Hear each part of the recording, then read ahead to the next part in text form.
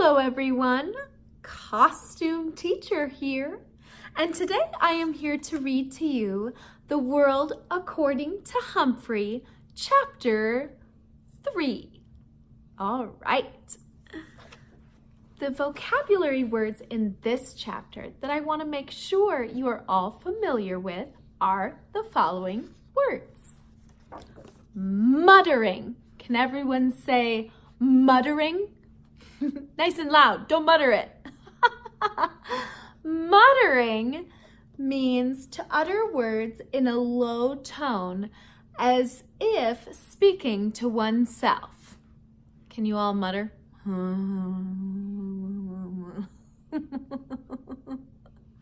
Okay, also like a little Mother Gothel reference here.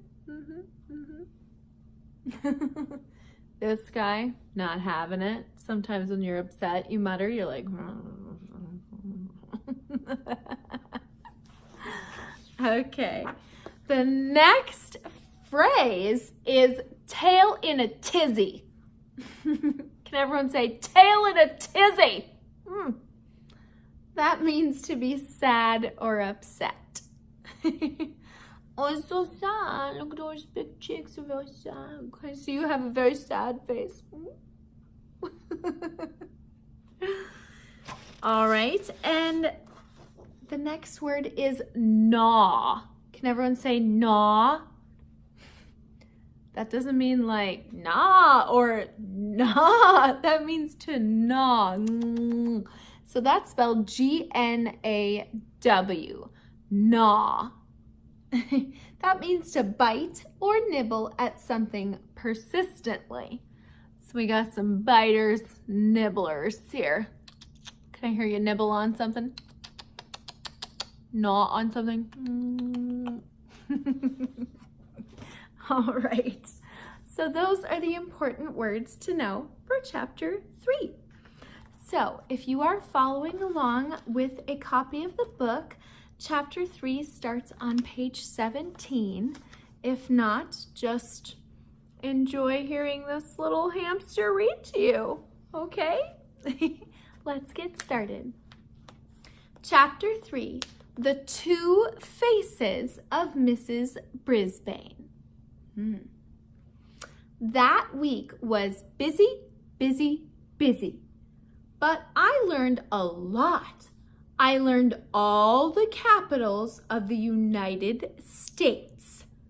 I didn't say I remembered them all, but I learned them all. Ooh, how many of you know all the states and capitals? Let's see. I learned about how water changes from solid to liquid to gas. I learned how to subtract fractions. Ooh, how many of you can do that? Raise the roof.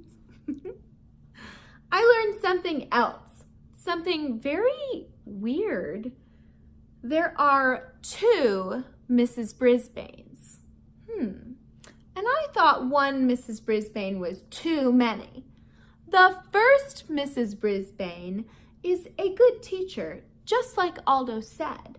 She's better than Miss Mac at getting AJ to lower his voice. Teachers, are there any students in your class that need help lowering their voice? Like any?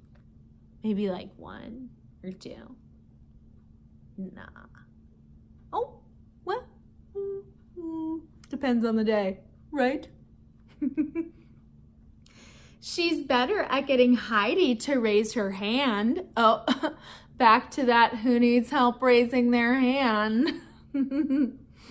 Before she blurts out something out loud. Of course, nobody could get Speak Up Saya to raise her hand or to blurt out anything out loud. Saya is so quiet and gentle, she never gives an answer. If the teacher calls on her, she stares down at her desk without saying a word. But when it's Saya's turn to clean my cage and feed me, She holds me in her hands so gently. I feel like I'm floating on a cloud. "Hello, Humphrey," she whispers. "Your fur is so beautiful." I always feel calmer when Saya holds me. She's so nice. I wish Mrs. Brisbane would leave her alone. Miss Mac hardly ever called on Saya once she realized how shy she was. But Mrs. Brisbane calls on her all the time. She won't leave her alone. "Saya, speak up, please. I know you know the answer," she'd say while Saya stared at the top of her desk as if she were watching a TV show there. But I was shocked when Mrs. Brisbane got annoyed with Saya, sweet, shy Saya, and said, "You will stay during recess." Saya still stared down without moving a muscle, but a minute later, I saw something wet drop from Saya's eye, bloop, to the tabletop. Oh, I hated Mrs. Brisbane. Of course, I didn't go out to recess. In fact, I'm glad, since it's a great time to catch up on my sleep. So I was there when Mrs. Brisbane talked to Saya, and I was all ready to squeak up on her behalf, if necessary. Mrs. Brisbane brought a stack of papers to the table and sat down across from Saya. "Saya, you think I'm always being mean to you, don't you?" Saya slowly shook her head no. I heartily nodded my head yes. But no one was looking at me. "But I wouldn't call on you if I didn't know that you knew the answers," the teacher explained. "Look at your papers and tests. You get 100% on everything. Spelling, science, geography, and arithmetic. Your vocabulary is excellent, but I have never heard you speak. Can you tell me why?" I checked my notebook, and I was pretty impressed. I only got an 85% on the last vocabulary test. This girl is smart. Saya still did not speak. "Saya, I'm going to have to send a note home with your parents. Maybe they can help me figure out what to do," said Mrs. Brisbane. Saya looked up, very frightened. "No, please," she said. Mrs. Brisbane looked surprised. She reached over and patted Saya's arm. "I won't send a note now, if you promise to try." Saya looked back down at the desk and nodded. "I'll tell you what, I won't call on you if you promise that sometime within the next week, you'll raise your hand on your own and answer a question. Is that a deal?" Saya nodded very slowly this time. "You have to say it," Mrs. Brisbane told her. "Deal," Saya whispered. "Terrific," said Mrs. Brisbane, smiling. "Now, how would you like to erase the board for me?" Saya jumped up and hurried to the board. All the students in room 26 like to erase the board for some reason. How many of you like to erase the board? I don't even have a board in my room, and I like to erase a board. It's so satisfying. Mrs. Brisbane was sure hard to figure out. She hadn't been mean to Saya at all. She just did what a teacher's supposed to do. "I like this, Mrs. Brisbane. I even liked the pink blouse she had on. But at the end of the day, when the students were gone, the second Mrs. Brisbane came back. The really scary one. She straightened up the room and came over to the window to close the blinds. I could only hope that Aldo would open them for me later. She looked down and saw that the table around me was messy. The bag of shavings used for my bedding had torn, and bits of litter were scattered all over the table. Garth had done the cleaning and left the lid off my treats box. The whole table looked untidy. Ugh, good grief, said Mrs. Brisbane in a very unhappy voice. Can I hear you all go, ugh, good grief?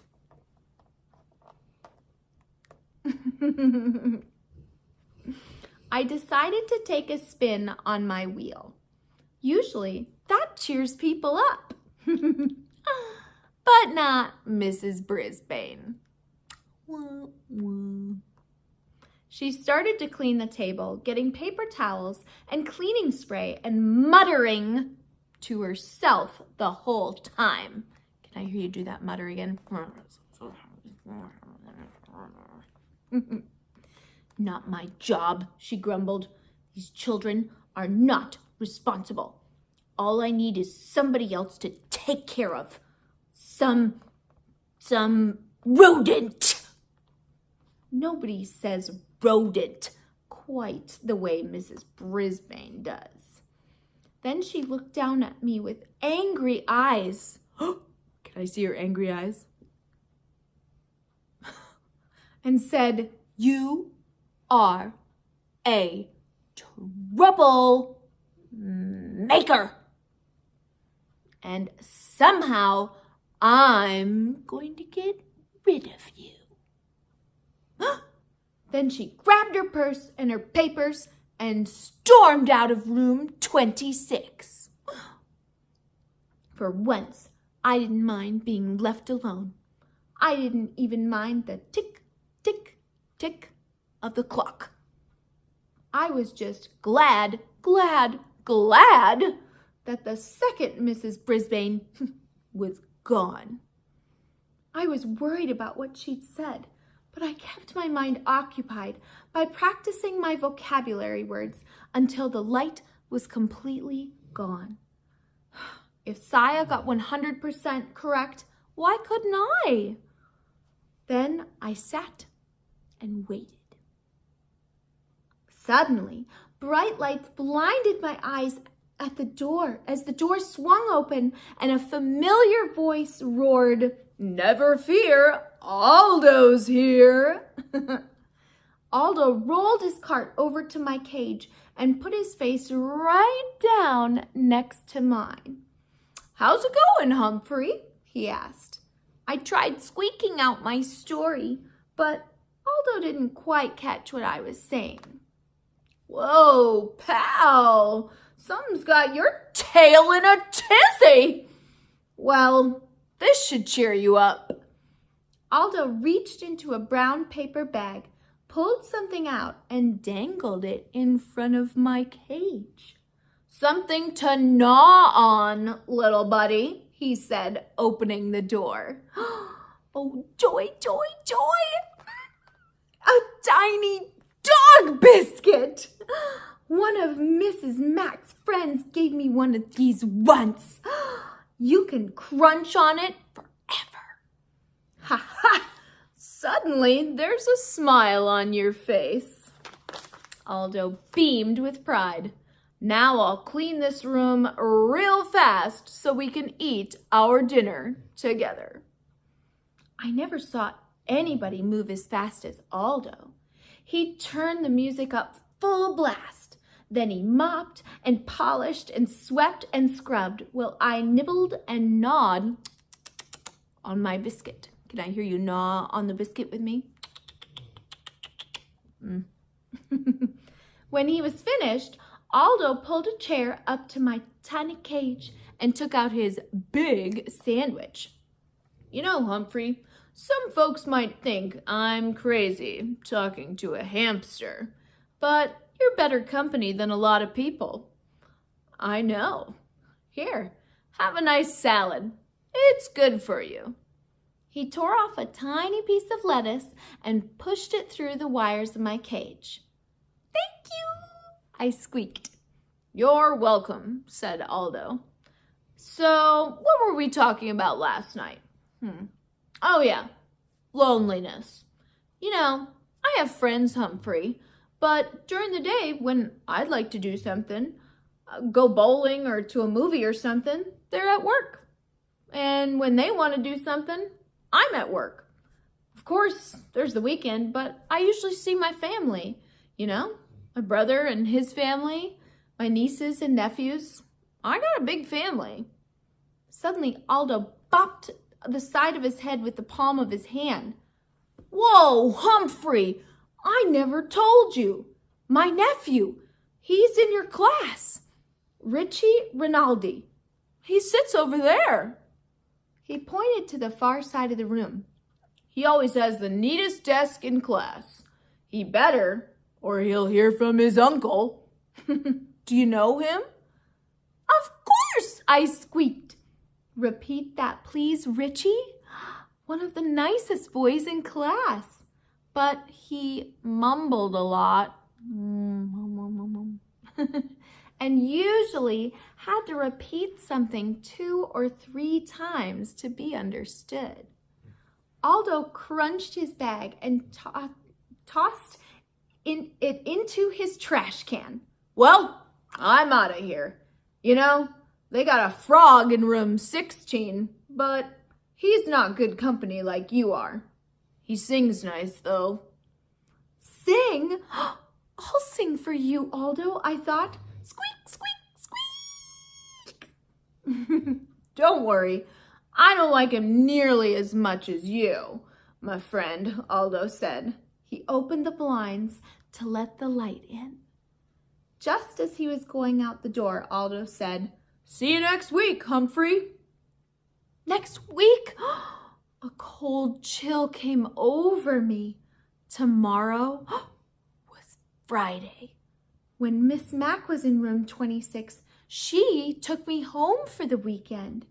But if Mrs Brisbane didn't take me home, I'd have 2 very long days and nights with no one, not even Aldo, to feed me or chat with me. Even worse, what if Mrs. Brisbane did take me to her house? Oh, what fate would await me there? I had plenty to keep me busy the rest of the night, worrying about Mrs. Brisbane and how she planned to do away with me.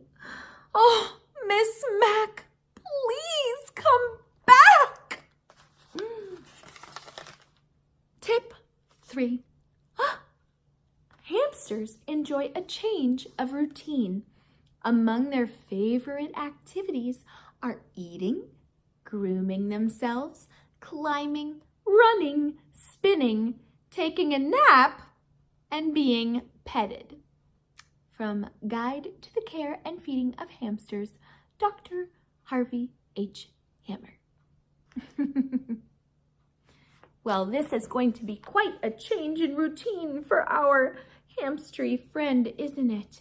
Well, we're going to find out what happens to him over the weekend in the next chapter. So, thanks for tuning in, and I will see you next time for chapter 4. Have a wonderful evening. Survive the night okay. And if you need to, leave a light on. See you soon. Bye.